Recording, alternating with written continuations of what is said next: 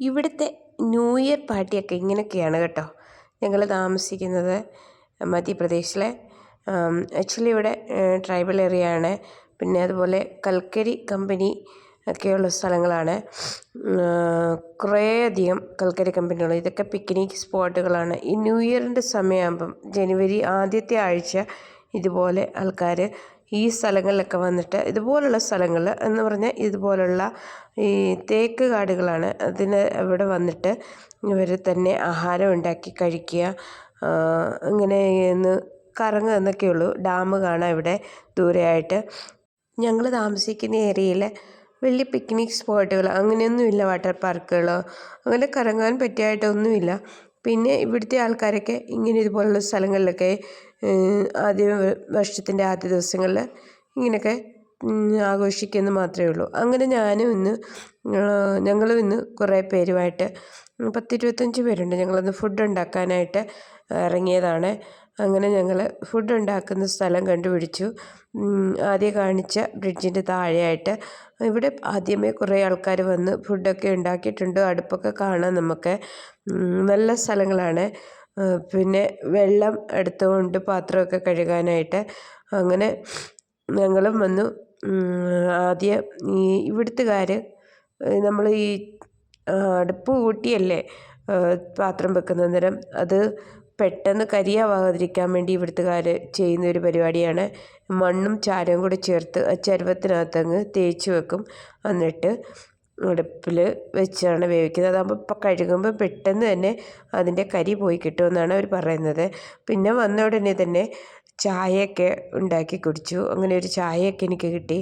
ഞാനിത് വീഡിയോ എടുക്കണമെന്നുള്ള ഒരു ഉദ്ദേശത്തോടെയൊന്നും അല്ല വന്നത്. പിന്നെ അന്നേരം കണ്ടപ്പം എൻ്റെ കയ്യിലുണ്ടായിരുന്ന മൊബൈൽ വെച്ചിട്ട് മാത്രമാണ് ഞാൻ ഈ വീഡിയോ എടുത്തിരിക്കുന്നത്.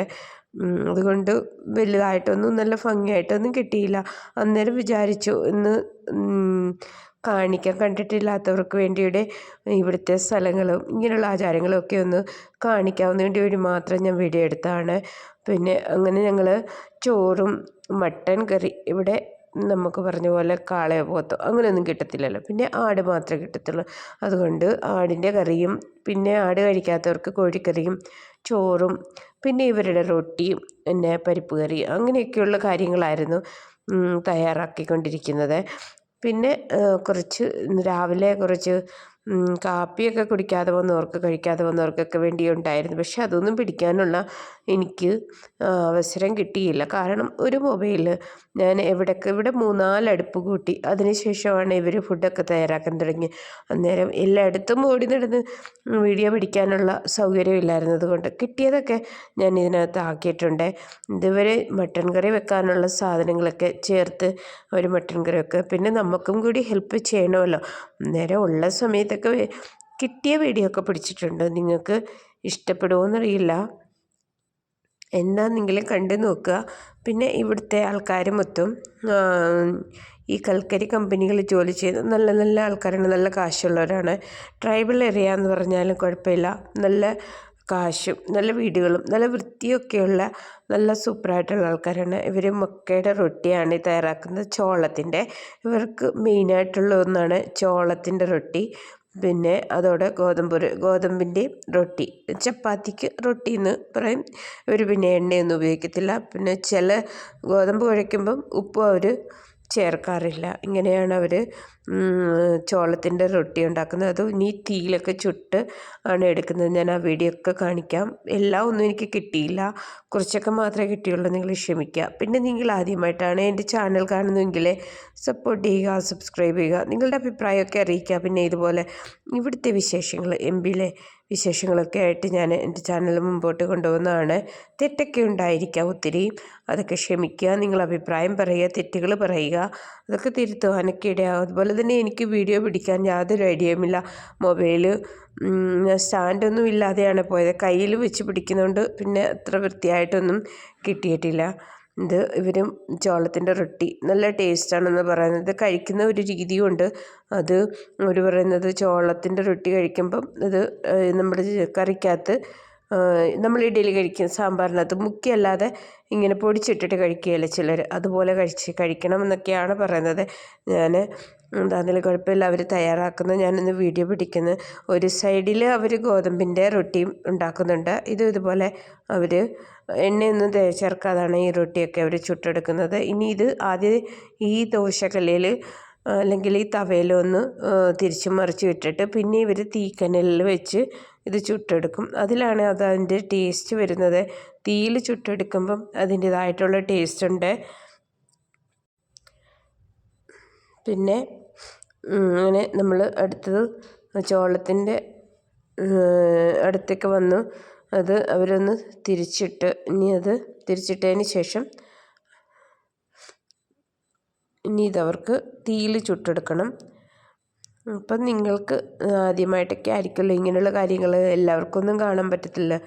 ഇതൊക്കെ ഞങ്ങൾ ഇങ്ങനെ വരുന്നത് ആദ്യമായിട്ടാണ്. ഇതുപോലെ പാർട്ടിക്കായിട്ട് ഇതാണ് ഇവിടുത്തെ പാർട്ടി. ജനുവരി ആദ്യ ആഴ്ചയിൽ മാത്രം ഉള്ളൂ, ആദ്യ ആഴ്ചയോടുകൂടി എല്ലാം കഴിയും ഇങ്ങനെയുള്ള കാര്യങ്ങൾ. പിന്നെ സ്ഥലങ്ങളൊക്കെ നല്ല സൂപ്പറാകട്ടെ, കാണാനൊക്കെ സൂപ്പർ സ്ഥലങ്ങളാണ്. കൽക്കരി ഇതിൻ്റെ അടിയിലൊക്കെ ഇവർ കൽക്കരി കുഴിച്ചെടുക്കുന്ന ഇതാണ്. ഞങ്ങൾ താമസിക്കുന്നിടത്തൊക്കെ ആൾക്കാർ പറയാറുണ്ട് പൊള്ളയാണ് താഴ്ഭാഗം എന്ന് പറഞ്ഞാൽ കൽക്കരി എല്ലാം എടുത്തിട്ട് പൊള്ളയായിട്ടുള്ള സ്ഥലങ്ങളാണെന്നാണ് പറയുന്നത്. അങ്ങനെ കൽക്കരി കമ്പനികൾ കൂടുതലായിട്ടുള്ള സ്ഥലമാണ് ഞങ്ങളുടെ സ്ഥലങ്ങൾ. ഇവിടെ ഞങ്ങൾ താമസിക്കുന്നത്. ഏതായാലും കുഴപ്പമില്ല, മട്ടൻ കറിയൊക്കെ ഒന്ന് റെഡിയായി വന്നിട്ടുണ്ട്.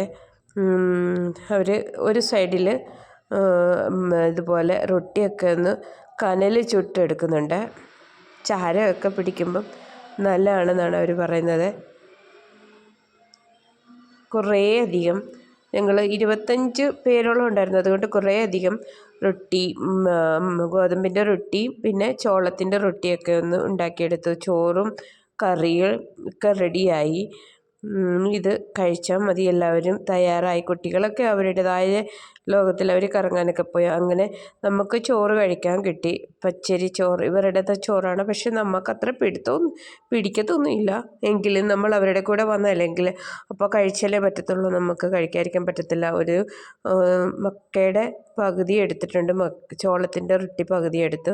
പിന്നെ ഞാൻ വന്നപ്പം നമ്മൾ മലയാളികൾ എന്തെങ്കിലും ഒരു മലയാള ഫുഡ് വേണ്ടേ, അതുകൊണ്ട് ഞാൻ കുറച്ച് സേമിയൊക്കെ തയ്യാറാക്കിയെടുത്തു, അതും കഴിച്ചു. അതിനുശേഷം നമുക്ക് പാത്രങ്ങളൊക്കെ കഴുകാനായിട്ട് ഇവിടെ ഒരു പാലത്തിൻ്റെ അടിയിൽ വെള്ളം ഉണ്ടായിരുന്നു. അവിടെ പോയി പാത്രങ്ങളൊക്കെ കഴുകിയെടുത്തു. പാത്രം കഴുകുന്ന വീഡിയോ ഒന്നും ഞാൻ എടുത്തിട്ടില്ല, അത് എടുക്കാൻ പറ്റിയില്ല.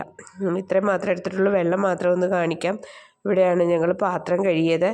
പാത്രം കഴുകി ഇനി രാവിലെ ഒരു 11:30 ആയപ്പോൾ വന്ന് ഞങ്ങൾ പിന്നെ തിരിച്ചു പോയപ്പം 6 മണി 6:30 ആയി. ഇപ്പോൾ ഇവിടെ തണുപ്പായതുകൊണ്ട് പെട്ടെന്ന് സന്ധ്യ ഇരുട്ടും 5:30 ആകുമ്പോഴത്തേക്ക് ഇരുട്ടി കഴിയും. അതുകൊണ്ട് അന്നേരത്തേക്ക് എല്ലാ പ്രോഗ്രാമുകളും കഴിഞ്ഞ് ഞങ്ങൾ തിരിച്ച് പോവുകയാണ്. അങ്ങനെ എല്ലാവരും അവരുടെ സാധനങ്ങളൊക്കെ എടുത്ത് ഞങ്ങൾ തിരിച്ചു പോകുന്നു. അപ്പം നിങ്ങൾക്ക് എൻ്റെ ഈ വീഡിയോ ഇഷ്ടപ്പെട്ടെങ്കിൽ നിങ്ങളുടെ അഭിപ്രായം അറിയിക്കുക. പിന്നെ ഇതുപോലെ ഇവിടുത്തെ വിശേഷങ്ങൾ, ഇവിടുത്തെ കാഴ്ചകളൊക്കെ ആയിട്ട് ഞാൻ പിന്നെയും വരുന്നതായിരിക്കും. നിങ്ങളുടെ സപ്പോർട്ട് വിലയേറിയതാണ്. അപ്പം നമുക്ക് അടുത്ത വീഡിയോയിൽ ഇതുപോലുള്ള വീഡിയോയുമായിട്ട് കാണാം. ഓക്കേ.